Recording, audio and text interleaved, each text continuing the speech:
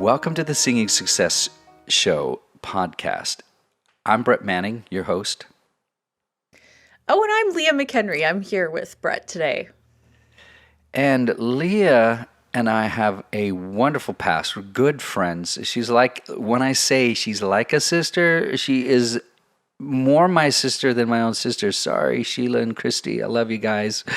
But, sometimes blood is thicker than water, but spirit is thicker than blood. And so sometimes you meet somebody that you have such a good, solid relationship with and like goals. You want to be able to change the world. And that person comes into your life for a reason and you don't really understand it. Well, I met you when? How long ago was that?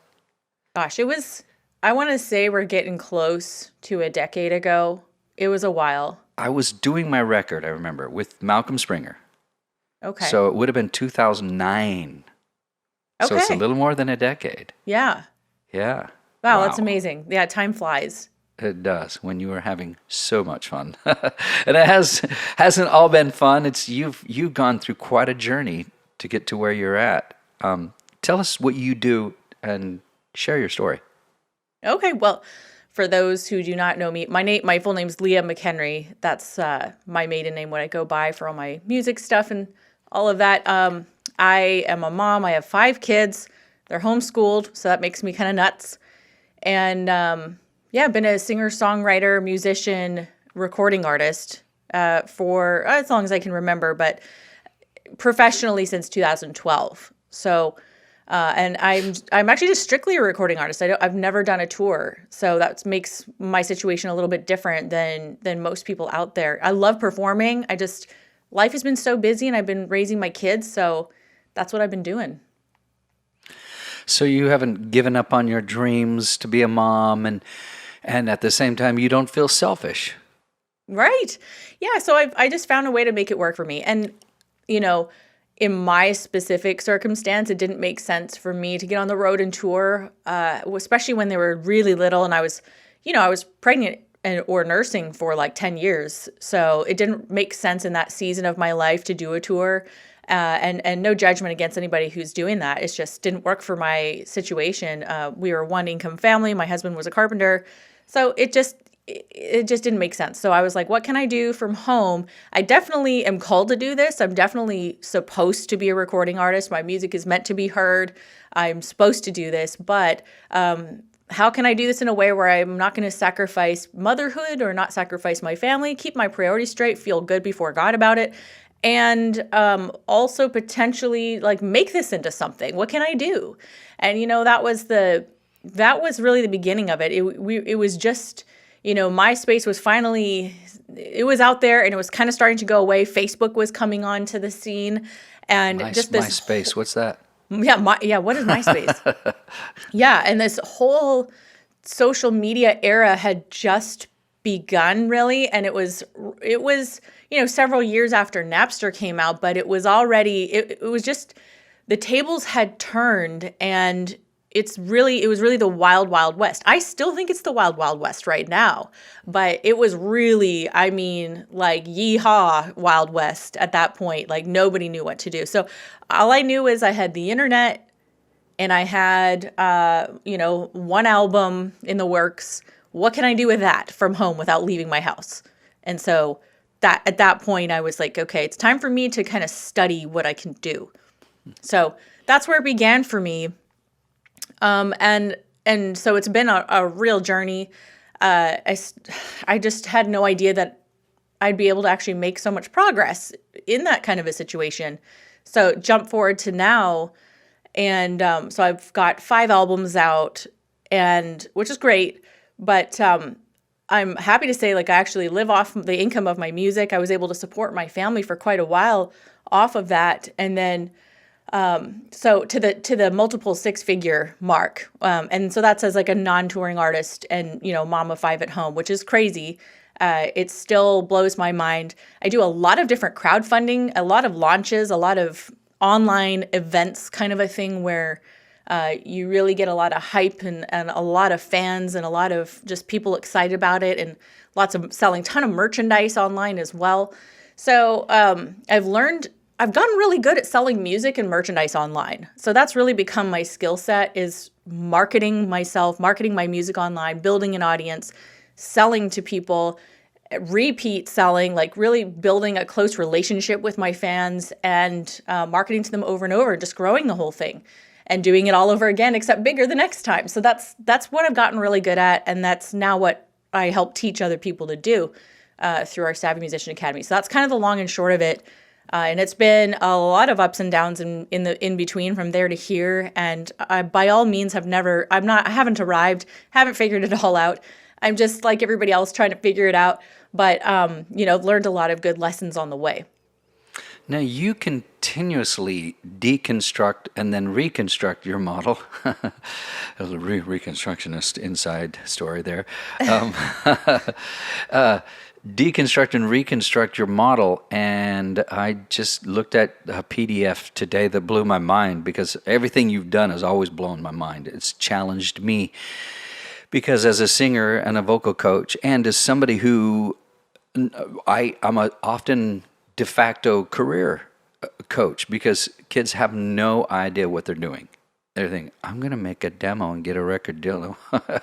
I'd start laughing. Yeah, I wish. Yeah, if it only just worked like that. I mean, you get a 5 out of 6 chance of getting dropped if you actually get your record label. So that's if you're playing Russian roulette and it feels like getting dropped, feels like getting shot. You got a 1 out of 6 chance of not blowing your brains out. That's that bad. And it feels like that because people who get dropped feel like it's the end of the world. No. This is actually probably a good thing. It's probably a blessing. And then those who get the record deals, the number of them that get dropped after that is extraordinarily high. And you probably have more accurate and current numbers than I do. Well, man, and we have several students who have been in this exact situation. They got a great, what they thought was an amazing contract, and after that honeymoon season was over, after a year or 6 months or whatever, they realized, what did I just sign? Why did I do that? All the regrets.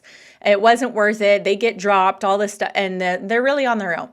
And I have a lot of opinions on this. I feel really bad for all the Voice contestants and American Idol contestants. I feel sorry for them a lot. Well, not sorry like in a derogatory way, but just, they're putting all their hopes and dreams on these judges and stuff. And then at the end of that, they're thinking, oh, even if I just get on, I'll just get all this exposure. People think that if you build it, they will come, right? They think that if I get exposure, then that's going to equate to somebody else making my dream come true, right? Some executive over there is going to make my dream come true.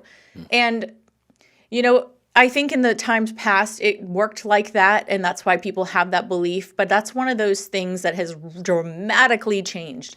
Mm-hmm. I don't like to do anything unless I actually have control of that now. So I don't like to put my fate in other people's hands. I don't like to put my career in somebody else's hands where they're going to say yes or no. Your no is not going to determine my success. Hell no, that's not going to happen. What can I do to move my own career forward? Who cares about these executives? They're there for one reason, and that's to make money. I want a sustainable, long-term career where I can make music whenever I want, however I want, as creative as I want, and it's sustainable, supports my family, pays the bills, somehow be profitable. That would be amazing, right? Most people are in that category. Or do you want vanity numbers? Because if you want vanity numbers, that's a completely different goal. And I don't think you're in it for the same reason that some of us, other people are in it, It's a completely, one is ego-based, the other one's art-based. Mm-hmm.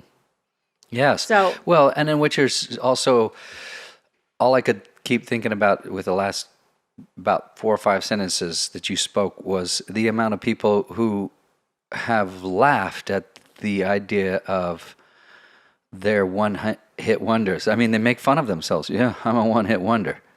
And what do you do now? I sell homes. Which is good, honorable living. Sure. But it's not what they wanted to do. There's a man who used to be in a Christian rock band years ago, and one of the most incredible voices. I'm not going to say his name on here, but I'll tell you later. You'll be like tripping. Now he's a mortgage broker for a real estate company. but he toured for like 15 years. Phenomenal voice and can still sing his brains out. And he had the long hair, and when he cut it, it's like that I want to be a dentist look on Rudolph, that thick No. hair, because he never layered it. He just cut it, and it was like, oh, the thick hair. It'd be long, wild rocker hair. And it's just like, you're that guy? How tragic, because there are people who do have these careers that's what they do for the rest of their life. And you and I could name hundreds, possibly thousands of singers that they get to do what they want to do for the rest of their lives. Yeah. And so you get to, every record you do keeps getting better. You keep finding areas of your own voice. I was blessed to be able to coach you, some of it on the way to my road trip to Florida, coaching you on the Yes. road to get you through a part of your new record. Yeah. And hearing you hit places where you've gotten to such levels of refinement. I want it to be almost in this area of my voice, but a little bit more edge, but a little less free, a little more freedom on this. And you've gotten so defined because you have the option to do that. You have the option to be quality control, artistic control, and as you and I both know that these people, a lot of times signing your name literally means, here's my soul, I wasn't using it anyway, go ahead, have it. And that's what I used to joke around with some of my friends who moved to LA, and I say, yeah, when you get there, you say, here, I don't need this, it's my soul. And the amount of people who will do that, just like you say, for vanity numbers.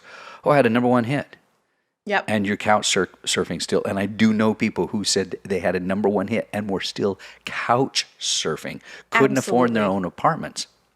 I mean, I've learned a bit about the financials of it, and it's just, if you get one of these contracts, they give you an advance a lot of times, but do not be mistaken, that is not free money. You have to pay every cent back. Every single cent has to be paid back, and you have to pay it back through touring and sales. And if it doesn't sell, you are going to be dropped. And so that is a loan, like you took a loan out of a bank. And so people don't realize that, and they think that this is their ticket to fame and fortune, and it is really not. This is probably one of the biggest myths that we just have to bust right now. And it's just one of those things that if you can take anything away from this podcast episode, it's that you must become an online musician and take responsibility for your own career. Do not rely on any executive to get you to where you want to go. You are in charge of getting to where you want to go. And I think it's important to evaluate, where is it you actually want to go? Are you just trying to get 100,000 followers on Instagram? Because honestly, there's crap accounts that have 100,000 followers and zero engagement. You can buy bots to do that for you. That's not going to get you to a sustainable career. You can get YouTube views. You can buy this stuff. Don't do it. I'm not saying do it. But you can do that if you want the vanity metrics. Yes. It will not give you a sustainable career. Saying you have a number one hit, saying I was signed, blah, blah, blah. That's just something to put on a resume. It does not. How do we define a sustainable career? I define it as a regular income that pays your bills. That's sustainable, right? Being able to pay your bills and grow your career, grow your fan base. Growing your fan base is actually synonymous with growing your career. You can't grow your career without growing your fan base. It's all based on that. And it has to be a direct model where it's you, the artist, and the fans. There's no middlemen in there. Nothing against managers out there, and maybe certain people need them. It depends on the situation. But my favorite model is just artist and fans, and then hire the people you need on a contract basis. That's really it. It's very simple, and you can grow. If I've grown my recording, I'm a recording artist. If I've grown my career to multiple six figures a year without even leaving my house, imagine what other people could do who are actually touring and they're doing other things. Like, I'm somewhat limited. I have 5 kids. Most people don't have 5 kids. They could do so much more than what I've done. So that's why I try to inspire people with that, because it's just like, you really don't have an excuse. Like, you can't tell me that you don't have time. You can't use that one on me. So, I try to give people, the tough love because they need it. People really need to know that you can do it and you ought to do it, and like where to put your time, energy, and resources. Do not put it in other people. Like, don't put it in executives and in Hollywood and all these, wishing and hoping that you're going to get discovered. That's not how it's going to go. Statistically, it will not work out for you that way. So, Okay, let me be the skeptic and you answer the questions. Okay, I'm going to be a couple different people.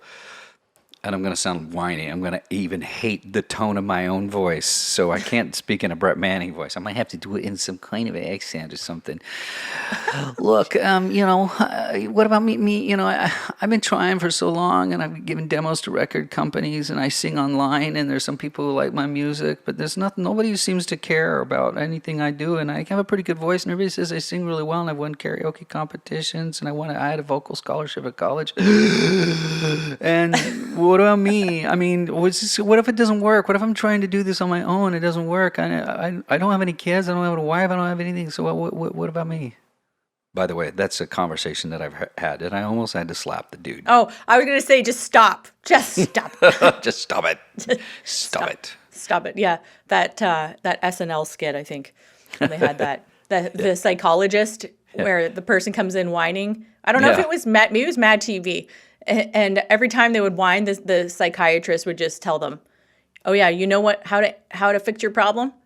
Stop it. Stop it. Stop it." It's so good. Yeah. Just stop it. It was genius. So this person, why are they not getting progress? Why are they not making progress? And they have talent, but they're not getting anywhere. Well, that's because it's just very simple for me. Like, if you have the talent, let's assume that you have good music and you have good songs and you have a good voice and there's a demand for what you do and people are enjoying it. Let's start with that basic assumption, because quite frankly, without that, it doesn't matter what you do. You're not going to go anywhere. Okay. Mm-hmm. You're not going to make money from this. So let's just assume that you're good. From that basis, it's a matter of learning how to market your music yourself. This is not a difficult process. It's simple, but it takes effort and there's a learning curve. Tell me 2 or 3 things that people just don't even think of to do for themselves when marketing themselves. Number 1 would be choosing an actual niche for your music. Choosing a niche. People don't want to do that. They don't want to be boxed in. They are, and a lot of times there's a lot of super talented people. They can sing anything and they can play anything and they're really good at everything. But this is the problem, right? If you're going to be amazing at everything, then nobody knows how to find you or categorize you. Then just be a wedding singer, just be like that's not and there's people who make a great career out of that. Mm-hmm. There's people who do amazing things just being a cover artist, piano guys. And there are people out there doing that, but then you just need to be intentional about it, right? There's nothing wrong with that. So, but if that's not, you're like, well, I don't really want to be a cover song artist. That's not what I want to be known for. That's the question you have to ask yourself. What do you want to be known for? You and I had that conversation and you're just like, crap. Yeah. Everything. I want to be known for everything. Everything. I want to do everything. Yeah, so you can't, or else you'll be known for nothing. So if you're going to be known for everything, you'll be known for nothing. So choose something. And when I say niche, I mean micro niche. I mean get down and dig in deep into what that niche is. Tell the listeners who've never heard of you, which is going to be a small percentage, I'm going to assume, what your micro niche is. Okay, so if I start out with the big genre, okay, so here's my little method, all right, which you can do right now. If you were to take all the big umbrella genres, and I say umbrella because there's subgenres below them and niches below that, big sub or big umbrella genres. So that's your rock, country, pop, R&B, like the big ones that Apple has, for example. or Amazon if you were to type in. They really only have a few. It's not that many at the top. From there, so for there, that for me, that's metal, or sometimes if they're really, really broad, I'd have to go under rock or something. Okay. From there, you're going to pick a subgenre. Now, already there's going to be dozens, maybe even hundreds, but usually there's dozens. Just tell me like out of country music. Country music is the big umbrella. How many subgenres of country music are there between like bluegrass, Oh gosh, pop, like Americana, rock, pop country, rock country, rock country, blues. bro rock, blues country. Chris Stapleton, whatever he is, he's blues, but he's country, but he's also something else. Some rock. Yeah. So now we're talking, okay? So already, if you could even just go that one level deeper, you're already way ahead of everybody else, because everybody else will just say country and there's no identity attached to that. So fans and people are always trying to find things that align with their own personality, their own worldview, and their own taste, personal taste. And the faster and more clear, or the clearer you can be about who you are, the faster they're going to cling to you and like buy your stuff, probably all of it. So this is why we do this. So I was going to say, so what you've said answers this thing that I keep hearing people say when I tell them, because I've learned this from you, the micro niche, and they say, well, I don't want to be pigeonholed. I want to be real broad. I said, you can try that, but then they don't, how do they define them? Because people often say, yeah, if you listen to Brett's music, it kind of, think of Bono, and if he was listening to Pink Floyd for a week or two, and then also think of George Michael, early school pop, young stuff, and then classical music, and then Queen, and then Coldplay, and then something else, and then that starts to, I think it, like you said, look at the people who influence you, the people you like, and it starts to narrow that down. So the people, like I often said, I actually said this on a TV show that I was on, that Can You Duet years ago, 12 years ago I was on that, and I remember it made the commercial. I said, your problem is you sound like a pageant girl. I said, in this industry, you are either distinct or you're extinct. Yeah. Nobody can identify you. That's exactly it. We want to hear, the second we hear you sing, we're like, oh, that's that Brett Manning sound. That's that Leah McHenry sound. That's that Keith Urban sound. That's exactly it. So it's about creating what I call an artist identity. And we have an infrastructure for that, and basically, a foundation of what that consists of, that foundation. So it's your micro niche, it's your branding, and that's going to reflect on things like your social media and your website. And it really, and the big one is the culture. So along with your niche, the other flip side of that coin is your culture. If you don't know what your niche is, you can't create a culture. And so it doesn't draw anybody together. They don't feel passionate. They're just going to be like, oh yeah, that's another great singer, but they're not passionate about it. You're not going to have diehard fans because you don't stand for anything. You have to stand for something. You have to have kind of a little cause behind you. And I don't mean necessarily politically, just like, what are you all about? So people who know my music instantly associate me with certain things. So if we get down, so my big genre is metal, then it's symphonic metal. My micro niche is more like Celtic metal or fantasy, like folk metal. Okay. So I'll trade it out depending on the album that I wrote, but it's like Celtic metal, and it's very distinct. And all my social media reflects this.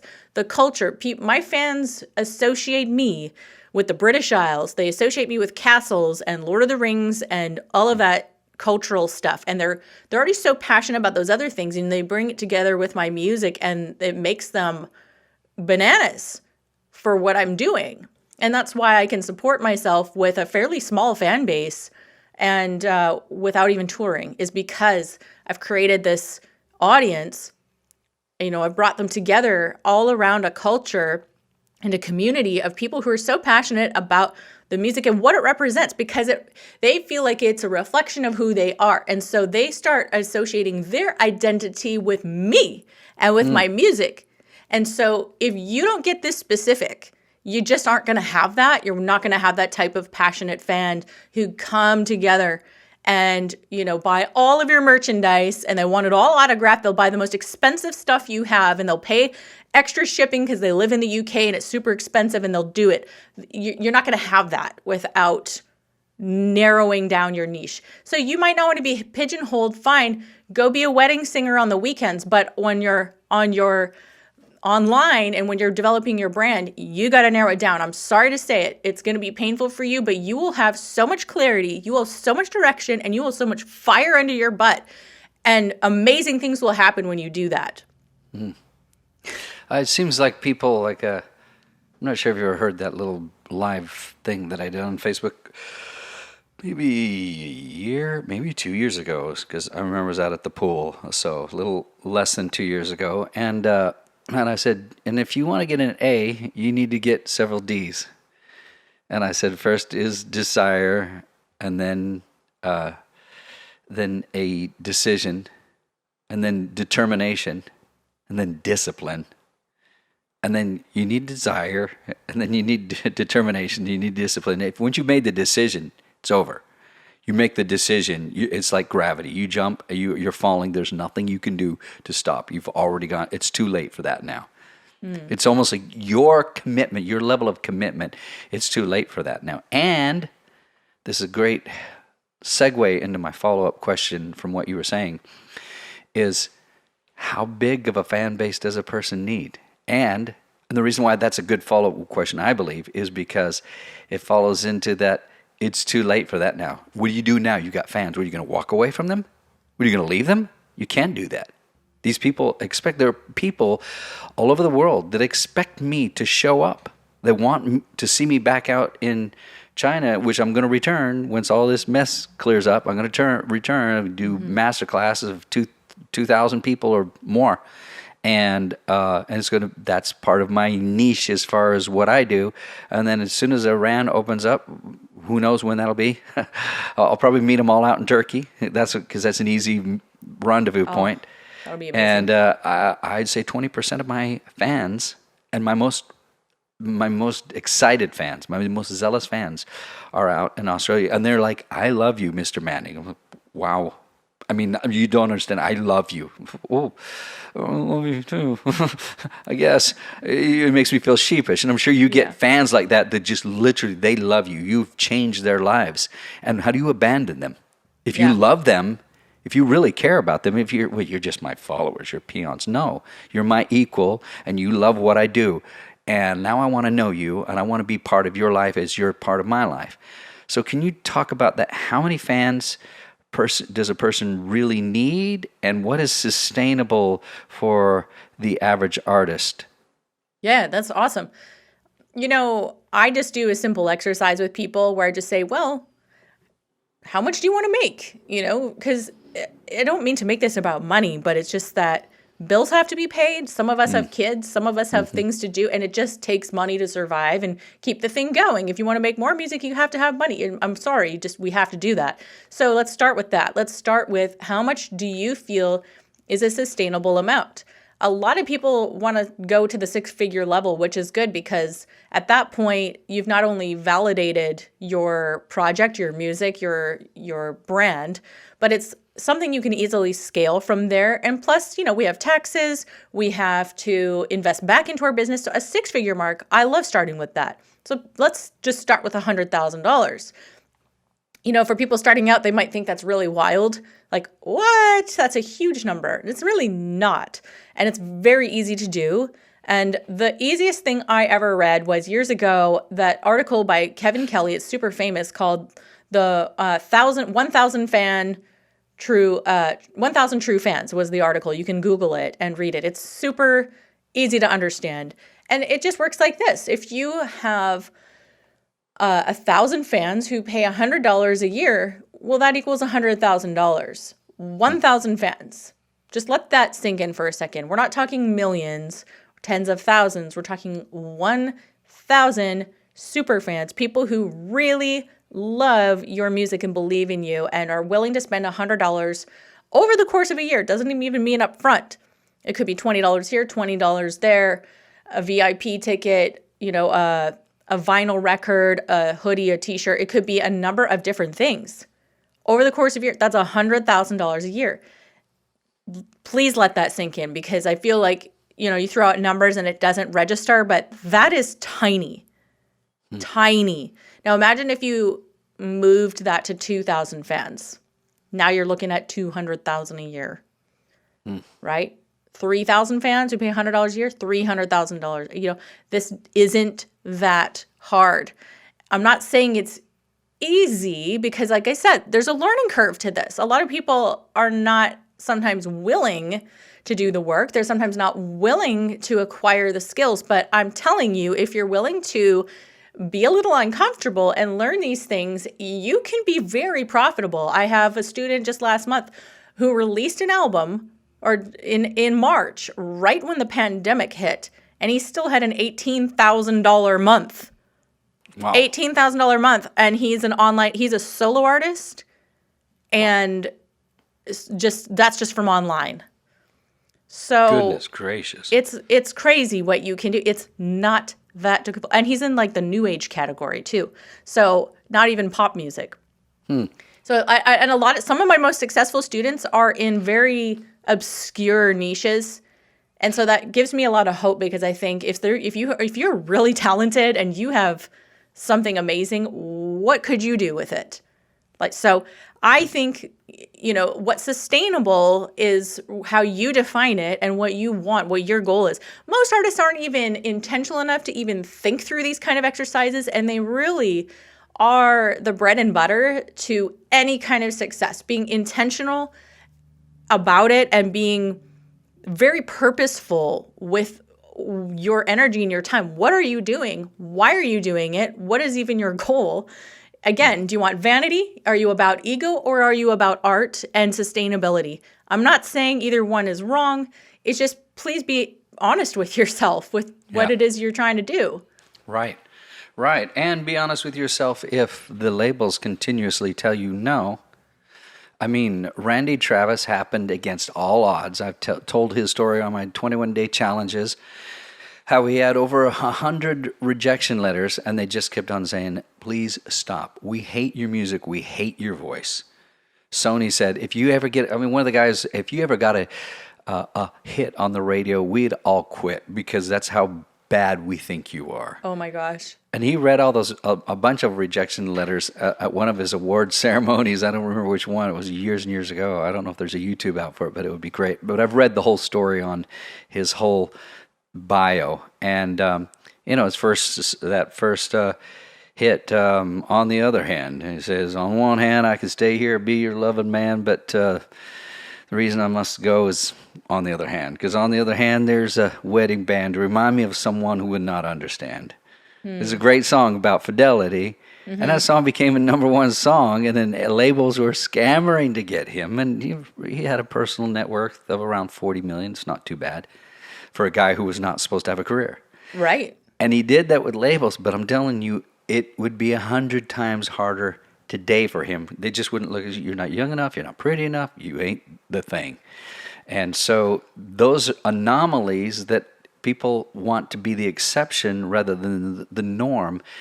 And what I'm seeing with what you're talking about, this could be the norm. If you take control over your own destiny, this can be your norm. Yeah. Because I had a lot of people tell me no as far as marketing my program, and I just hired different people and just kept plugging away. And then I remember when we had my first $1 million year, I was like, well, that's kind of cool. And it just kept going. And I've had people telling me as the market shifts, you're not going to make any money. And you and I have talked about that I have not even tapped my potential, and I'm going to be employing your stuff with my music and crossing it over towards my business model, because we're going to be working with that. And things you've already taught me have been very profitable for us. And I'm extremely grateful, because, it's when you think you have the answers and realize you don't, that's the only time you can actually step into anything new. And we all know that the definition of insanity is doing the same thing over and over, expecting a different result and not getting it. The other part should be and not getting that. Yep. Because some people say, well, but I do get a different result. Okay, well, then that's not insanity. Yeah. If you expect a different result but don't get it, and that's what some people listening today, they're like, oh, yeah, I've got 90,000 followers. I got a friend in Iran. I'm going to have her listen to this. She's this big singing success user. She's going to be hopefully moving to the U.S. once everything calms down to go to college.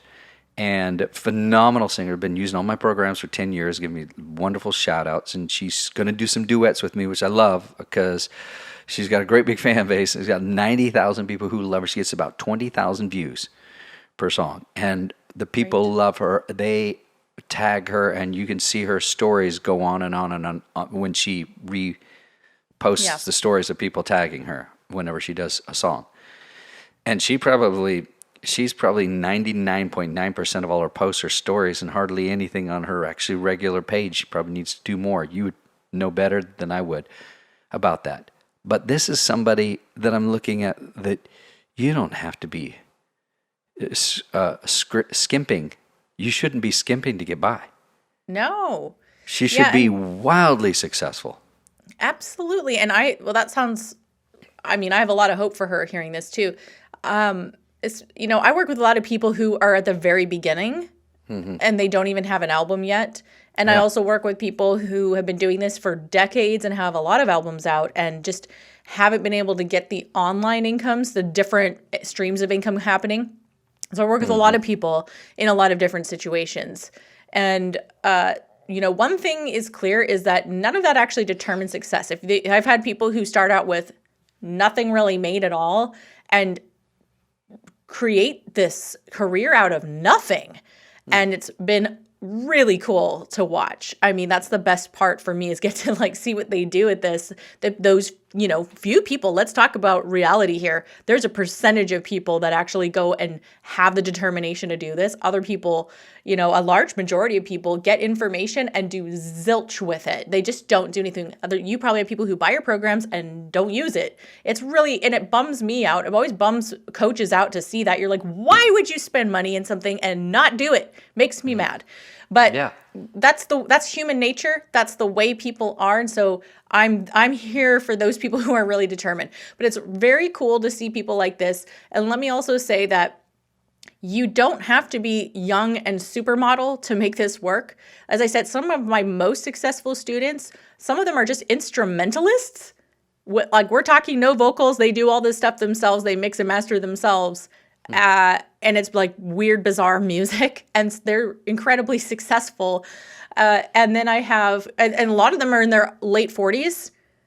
Like I'm saying, and even myself, I'm 35 years old. I have 5 kids. I've struggled with my weight. I've struggled with my hormones and medical and just health problems. I struggle with anxiety sometimes. I mean, you just don't have to be what we all saw on MTV 15 years ago, 20 years ago, where it was you had to be this whole package. And that's what all these labels are still looking for. Oh, you have to be the package. You have to be incredibly talented, and you have to be able to dance, and you have to look like a supermodel. I mean, nobody can live up to that.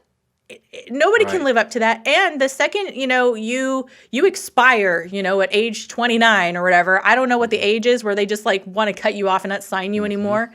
But you have an expiration date. And so that's the bad news. And the good news is that in this new paradigm of the new music industry, none of that matters anymore. And your fans don't care. Real fans, they don't care. They're just looking for good music that represents who they are. And so if you're relatable, that's a good thing. If you struggle with your weight, your age, if you're just a human being, and you have different flaws and idiosyncrasies, that's a good thing. That's going to make you be more approachable, more relatable, and they're going to love you all the more. What people, everybody loves to, hate these perfect celebrities. They're just how does Gwen Stefani still look like she's 25? Please tell me. Maybe she drinks that adrenochrome stuff. Yeah, I was going to say. I was going to say. Yeah. Probably. Because just like, that's not fair. It's really hard to compare yourself to all these people that are really, I mean, that can't be real. It just can't be real. So to have that pressure on yourself is an incredible thing, to know I don't measure up, to have that feeling as an artist, like I don't measure up, and I'm going to get rejected by these executives because I don't look like that person that I think I'm supposed to be. Oh, it's so exhausting. But the good news is that none of that matters now. So be yourself, be real, be honest. And in fact, some of the things you're most embarrassed of are the things that you need to accentuate and actually put it in your marketing and talk about it all the time. So for me, that is, at the beginning, I didn't know if I should talk about the fact I have so many kids. I thought people are going to think I'm crazy. What kind of metal singer has a bazillion kids? I can't imagine the names I'm going to get called or whatever. And, the fact that I've struggled with my weight, even though I'm like the most disciplined person you've ever met. Like Steve will tell you, like nobody works harder than Leah, but for, anything, hormones and thyroid and just, it's crazy. It's so hard for women. It's so hard. Anyway, I talk about it now with my fans because I'm embarrassed of it. And in fact, when I talk about it, it actually makes it better. People are incredibly supportive and they're just like, we love you anyways. And we're there for you and take your time, stay healthy. And they're incredibly supportive. And you will be shocked and surprised how accepting people really are. So, that's really cool. And you can sometimes use it to your advantage as well. Well, I love that. And how long have you been helping people with the Savvy Music Academy now? We have been officially an academy since late 2015. And yeah, we're in 2020 now. So we're going on 5 years and we've been able to help tens of thousands of people. It's really nuts. So I know you've helped a lot of people that just by giving away so much content. They have your podcast that I listen to and have gotten motivated by, and had some of my biggest changes this summer that I can credit you and that particular talk about the metal motivator, because he's a little BA. My co-host CJ, he has his own podcast called Metal Motivation. Yeah. So yeah, CJ Ortiz for anybody. CJ Ortiz, yeah, he is awesome. So and I've known him also for years now. He's between you and him, you guys are both such good friends of mine. And so he's actually not a musician himself, but is a huge music fan. He's just like been surrounded, like he's really immersed in the music world, and he's a music lover. And he just has a bazillion musician friends. So it's just such a natural fit. And him and I just talk business all the time. We'll talk business, we talk marketing, we talk spiritual things, we talk conspiracy theories, whatever. We just, it's like you and me. Yeah. Like, get us offline. That's like the same conversations we have. So, anyway, so he's my co-host and we just have a great time. And he's become such a beloved part of Savvy Musician Academy. He does so much for us, and all of our students just absolutely love him. He's the motivator. Well, hearing you and he talking as I went through some newer personal transformations that we're always supposed to be going through, because if you're not transforming, you're deforming really quick. Life is an uphill escalator, and you walk just to stay neutral, and you must run to get any better. And the second you stop, you continuously drop. So you have to you have to swim upstream. Swimming downstream does not develop any muscle. That's just going with the flow. And pretty soon you are not where you wanted to be. Mm-hmm. And just the people who know me that have seen my own transformation over the last summer say, you're always so motivated. But I said, yeah, I just listened to the podcast. So people can tell them a little bit about your podcast. And then I would like you to talk about a couple of things, a little more details about your program, and answer a question that I know a lot of people are asking me. They say, well, she probably won't take me on. And I said, well, if you're not ready, when you're ready, the master appears. When the student's ready, the master appears, and she's discerning. She's not going to just let anybody join a program who's a wreck and doesn't have some level of discipline and some level of talent. And I've seen you have the integrity to say, not yet, and very kindly send them over to us to train their voice, or some other studio, or, a producer to get their stuff ready, because they're not ready. But tell them a little bit about your podcast, a little bit about your program. Yeah, so our podcast is called, wow, my mind just went blank for a second. The Savvy Musician Show, okay? So it's the Savvy Musician Show, and yeah, we've been going strong for the past, I think a couple of years now. But anyway, we really ramped it up in the last year when CJ joined, and it's been great. So we talk about all kinds of topics. Some of them go really deep on the marketing stuff and on, Facebook ads and different things like that. But really, we're there to help change mindsets and challenge your mindset, because it all begins and ends with that, really. And it's cliche to say that, but it is so true. So we focus a lot on that. In fact, the podcast episodes we're releasing right now are all on what it takes to have a millionaire mindset. And we're just going through a book series that I was reading to my kids. And it is just so many lessons there. So we approach people holistically, and just like you do. That's what I love about you and your programs. Everything is very holistic. You're always talking about not just vocal health, but like your body health, and like at your retreats and stuff, you're addressing the whole person, not just the vocal cords and the muscles there. So we are the same. We're very like-minded in the way we teach.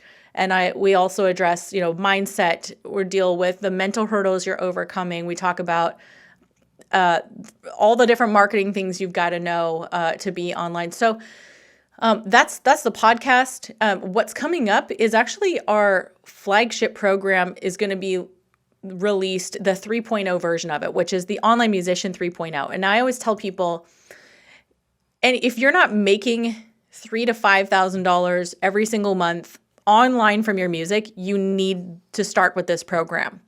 We have a more advanced program where we really do screen a lot more carefully who comes in. But this program, the Online Musician, everybody needs to start with it, because it covers those foundation pieces that we talked about, the artist identity infrastructure, which is like figuring out your micro niche, figure out who you are, figuring out all those back influences and stuff, and the culture. What are you trying to cultivate? Most people, this is not a simple question and answer. It's not something you can figure out within 2 minutes. You have to spend some time.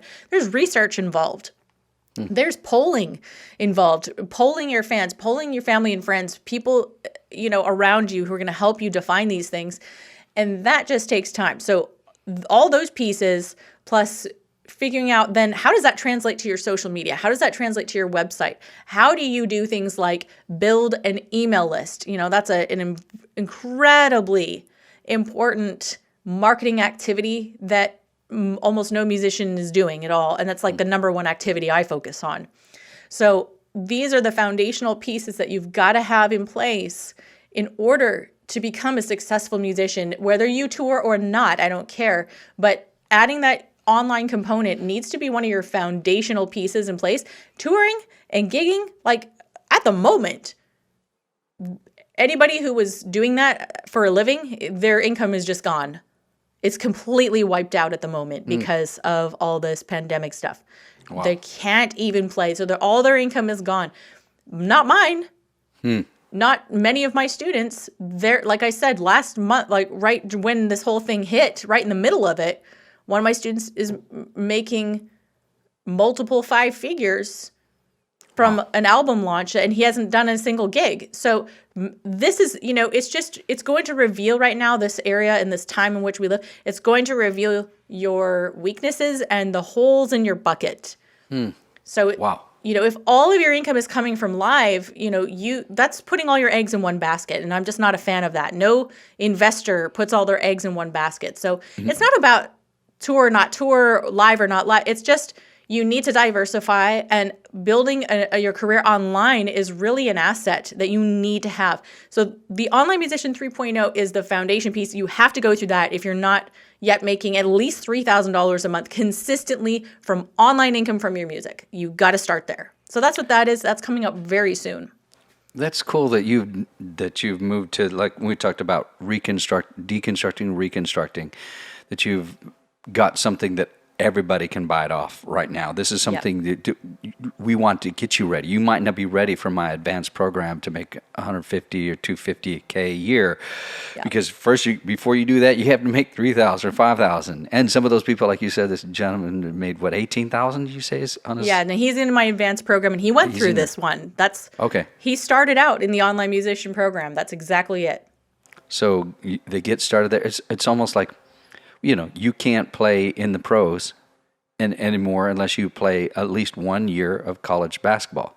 They used to let people go from the high school to the pros, but they found out their bodies aged. They'd get burned out really fast. I mean, LeBron's had tons of injuries and has missed a lot of times just because he went from 12 games in high school or whatever it was, 15 games in high school to 82 games.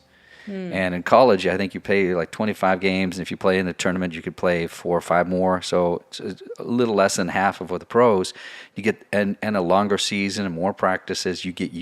So it sounds like this is like the collegiate level, and then you go pro. Would that be? That's exactly it. Okay. Yeah, and most of our students that go into our advanced program are graduates of the Online Musician. So we actually really prefer it that way. Every once in a while, we'll have someone join our elite program who has not been in the Online Musician program, but they're people who have already proven themselves. They already have a following. They're already very clear on that stuff. We generally don't let people into that unless they've gone through this program, because it's so foundational that you'd really have to go backwards to get all this information.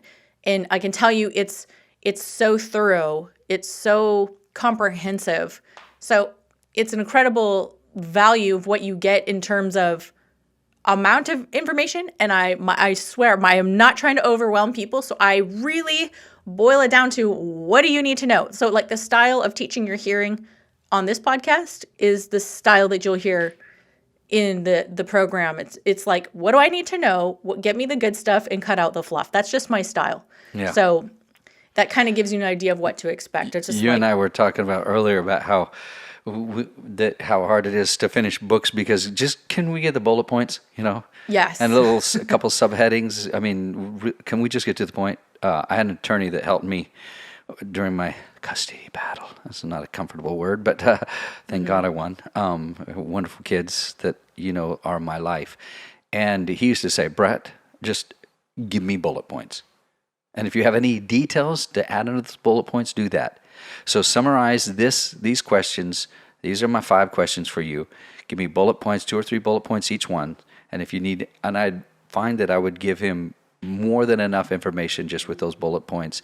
And when I went through your class, I got the chance to actually do your class like a student, because when you came and taught 11 months ago, right about now, it's 11 months ago out here at our Singing Success Vocal Retreat Camp, which we're going to be doing another one. We're supposed to be doing one in January, or in June, but we're going to have to move that clearly, to be determined. But when you came out and taught for that, I sat there with your book and just shook my head like, I don't know what I'm doing. And I've helped so many people to have careers, and I don't know what I'm doing. And you remember there was a multiple Grammy Award winning group there who said, yeah, we don't actually have an email list. Yes. They were leaving not thousands, but millions of dollars on the table easily, because they've done more world tours than you and I have been alive. Than you've been alive. They've done about 38 world tours.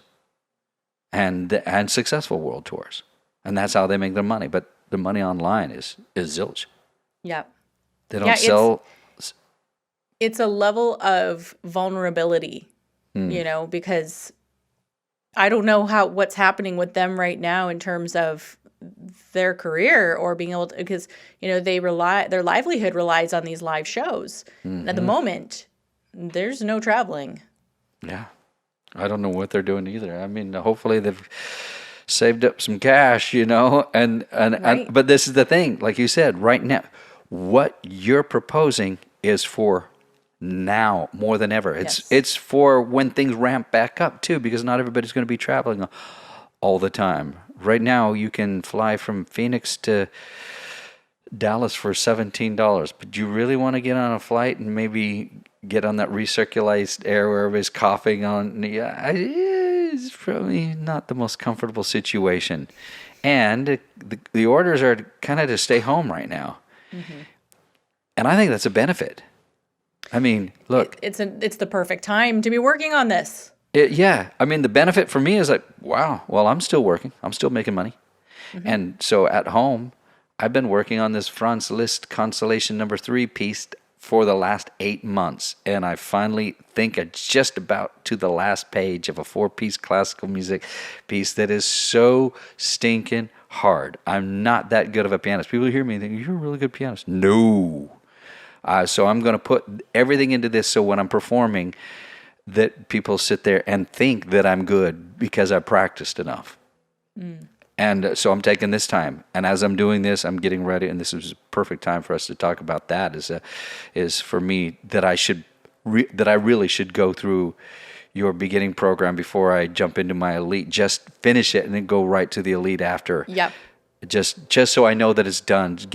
Build a foundation, because arguably I still don't possess that foundation, even with what I know. Y'all, people always hit me up, Brett, what must I do? Talk to Leah, and then I have other friends here in Nashville that do other things too, that I certainly that you're friends with too, that we recommend for different Oh things. yeah. But for different what you do, scenarios. yeah. But for what you do, I have so many people that need exactly what you do. People who Yeah. cannot be mobile, people who just want to make music at home and put it out, and they're making great music. Yep. I mean, this girl in Iran, she is literally one of the best singers I've ever heard in my life. Wow. Whenever she posts something, I listen to it. I listen to it again, and I don't comment once on it. I comment once after the first 400 comments, and then maybe another 2,000, and then I show up again. And you know what? She always responds to me, which That's is really awesome. sweet. Yeah. And I don't think she responds to everybody. She can't. She doesn't have enough hours in the day.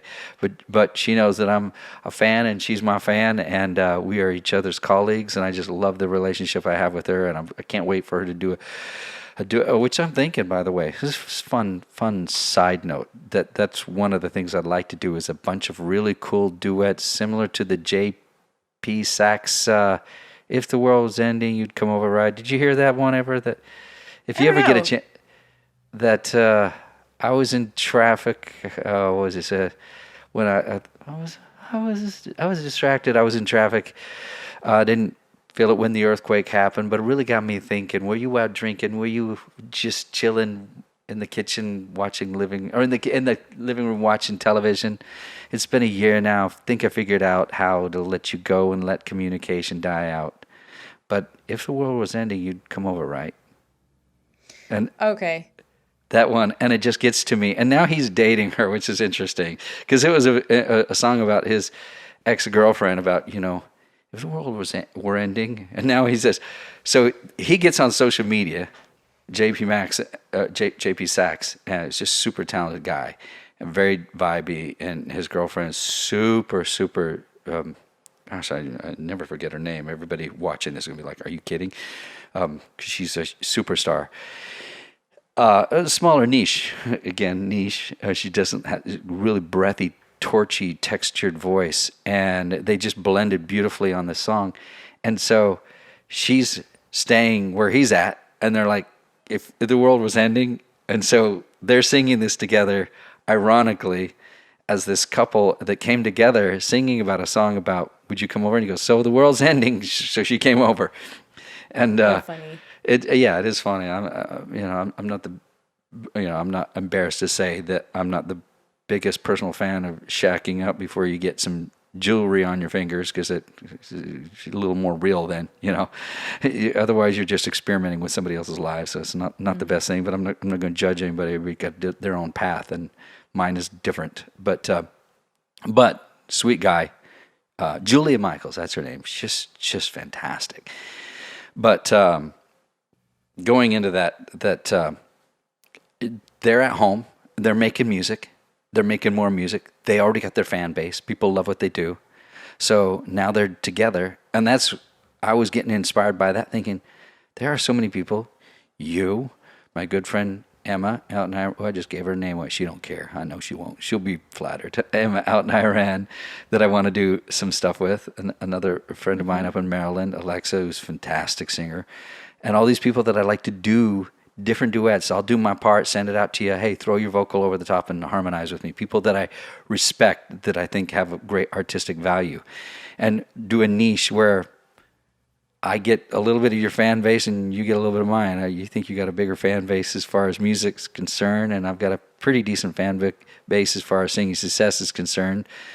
My difficulty is, as you point out at this thing, is that you don't tap into your singing success fans. You got to build legitimacy as the artist Brett Manning, not as I'm a vocal coach, so please buy my music. Doesn't work. Right. They're different personas. Yeah. Yeah. So you have me to as the build singer, That's I'm not right. the same as me as the coach. That's right. And Leah, the SMA coach, the Savvy Musician Academy coach, is completely different than Leah, the artist. They are different personas, and they're very separate and distinct. I rarely cross promote over the two because people are there for completely different reasons. Wow. So that's just how I approach it. It's not right or wrong. It's just how I do it. That's how I think.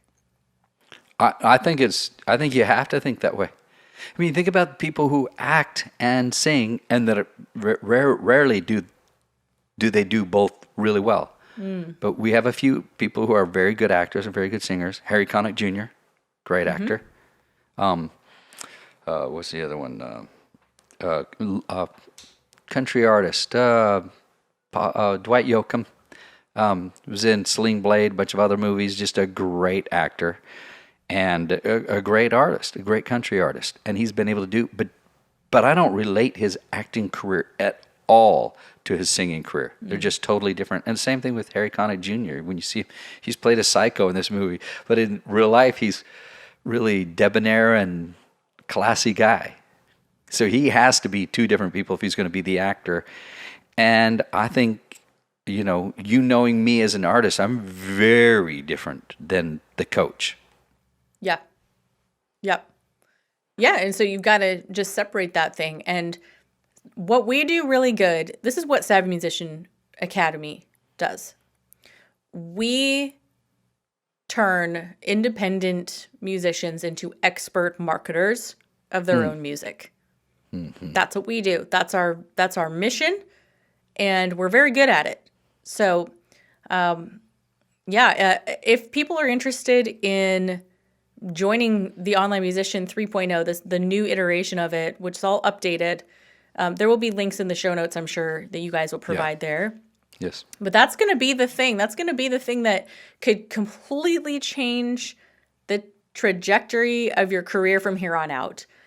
There's other people and other programs out there, but our students have always told us we've done all the other programs and they didn't work. They weren't, and I'm not here to bash anybody. I try to always be very gracious about this. I always see people as, hey, we're all trying to help people. We're all trying to do the same thing. We all have good intentions in mind. But this is just the feedback that we get, is that, our program is very distinct and different because not only is it comprehensive, but it's done and written and taught by somebody who's actually doing it, and where the person who's teaching it had serious limitations, right? I have never had the opportunity to tour. That's just not been an option. So I've had to be very good, and I've become an expert at this one thing, which is online marketing.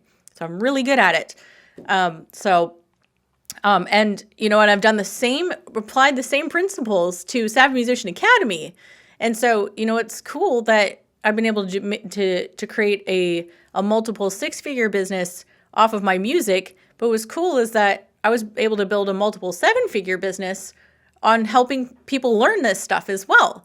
And so, that I never expected to happen. And this is something I also teach in the program, by the way, which is like, you need to understand that you have skills and abilities, and that can become one of your streams of income. I had no intention of actually creating an academy or helping people. I didn't realize it would resonate so much. It was a very big shock to me when so many people became students and then shared it, and it really kind of blew up. That was surprising to me. I had no idea that would happen. That's not what I set out to do. So you will be, people will be surprised at the multiple talents and abilities and skills that they have, where they're going out outside of only selling music. A lot of them are teaching online. They're teaching people, like some people have mixing and mastering skills. Other people, like you, have coaches that are also artists, but also teach on the side as well. And so they have more than one thing going on. And that's the new music industry, okay? It's very difficult to make a living off a $10 album. You need to be doing a lot more than just that. And so we talk about in the program 5 different streams of income, and teaching your knowledge and expertise is absolutely one of them. That's absolutely one of them. So, wow. Yeah. So just know that the skills you're going to learn in this program 100% translate to the business world and any kind of business you want to create. So be encouraged, because you have so much potential. And if you're listening to this, like, I just want to speak life into you. You have so much untapped potential, and we are here to help you realize that potential. Have you had a chance to look at David Goggins' book? You know who he is? He's grew up, said, hearing racial terms, throwing KKK, burning crosses in his lawn, and he goes, I was a fat, lazy, and he says it, the N-word. He says it about himself, and I'm like, wow, dude, that's harsh. He goes, but I was. And, I got into high school after being beat severely by my father that my mom left when I was young, and just a torture story. And he ends up becoming Air Force Special Forces, and then Army Rangers, and then Navy SEALs, all 3 Special Force program. And he was the only one at the time, and I believe he's still the only one to do 3 Special Force programs. And from what I understand, urban legend has it that when they drown you as a Navy SEAL, they drown you and then resuscitate you. What? And you can tap out, or what they call washout. But, you grab, you're holding, but from what I understand, he just put his hands out like, drown me. Let's resurrect. Toughen me up. And recently, I don't know, 3 years ago, I think, he went from being 290, just an enormous guy, about 6'1", down to, I think he's probably about 180 ripped, and he broke the world record for most pull-ups in a day, did 4,030. What? It's ridiculous. And he's the one that inspires me. Like, I think I told you, like last summer, after I went through some spiritual changes and a lot of things that happened to me, and I was watching one of his things, I said, okay, cool, I'm going to do a David Goggins challenge. And in 2 hours and 15 minutes, I ran 5 uphill miles on a treadmill, going back and forth between treadmill and push-ups, and did a total of 1,000 push-ups in 2 hours. Holy. Along with the 5 miles uphill, too. It's all 3% incline with 5 miles. And, I tore up my knee in China. I think I know how I did it, too. I think I did it, actually, soccer, and then made it worse here. It just happens when you're older, you get that cartilage. But I can still run uphill as long as I take it easy and watch the inflammation. And I'm going to do some stem cell stuff and see if that helps. I don't want a knee surgery. I just don't want to do it. It's too stubborn. But so I have to be careful how I exercise. I can cycle as much as I want, but I don't have a cycle, and the gyms are all closed, so I'm having to get creative with my workout. But David Goggins starts out in that very first thing is this: most people go to their grave with enormous untapped potential. And he talks about it even with exercise, which you think you can't do when you say you're going to run this hard, this far. And he goes, you can do 40% more. And he wanted to do, when he got out of the Air Force, he got back, and his wife was saying, you're lazy, you're not doing anything. He'd lost a lot of weight already, but he was like around the 250 mark, and he wanted to run a desert race, which is, I think, 120 miles. And to qualify, you had to run 100 miles within a 24-hour period on a track. So he had to do 400 laps. He said, I got to, I think it was the 70-mile mark, and he said I had multiple stress fractures in my shins and in my feet, and I had to tape up my ankles really hard, so I was running flat-footed, so I was getting more stressors to protect his calves and his shins. He said, I was spitting up blood, which is not good. He said, I sat there and urinated blood right down my leg while I was sitting down on the side and getting ready. And I went to the bathroom, cleaned off, and said, I'm going to run this. And he says, his wife said, are you going to quit? He said, no, I'm not going to quit. And he said, now, I don't recommend people trying to kill themselves to get in shape. But he ended up finishing it. He said he kind of walk, jog. And then at the very last, he was going, I'm tired of this. And he ran the last 19 miles without stopping. Crazy. Without stopping. And ended up doing more 100-mile races than anybody has ever done in 1 year. He is like just a machine. And there's extremes. There are definitely extremes. I'm not a big fan of his extremes. I think there's other things more important in my life than being in shape. But anybody who's been around me can see visibly that, yeah, there's a transformation. Somebody got to you. And he's one of the guys who got to me. You and CJ Ortiz definitely got to me. I mean, it was very, very informative and inspiring. Alex, my trainer, definitely got to me.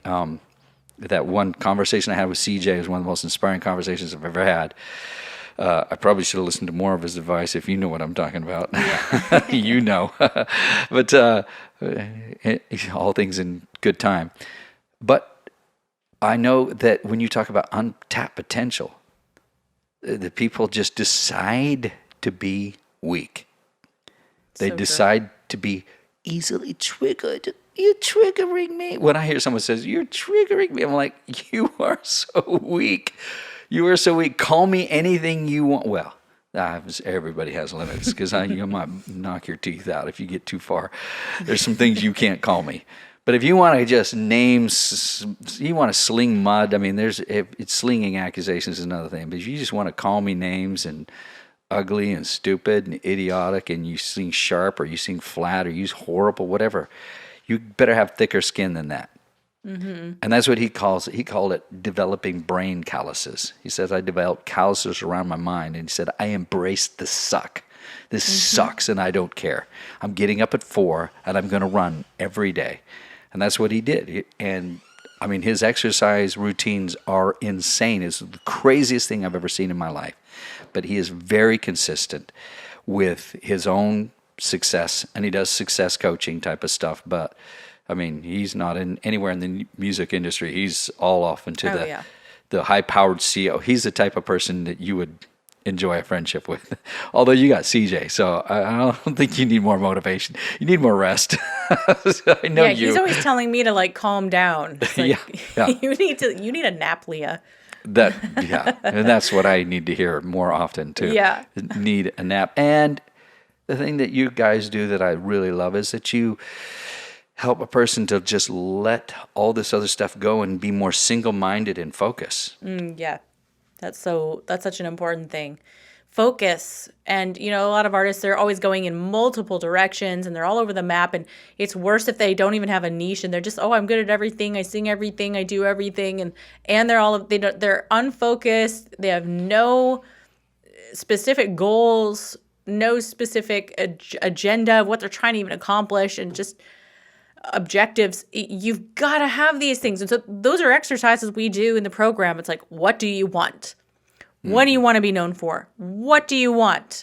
And we're just make you face it. And then we put together a little business plan, all right? Okay, here's what we're going to do. Here's what I want to accomplish in the next 6 months. Here's where I want to be at.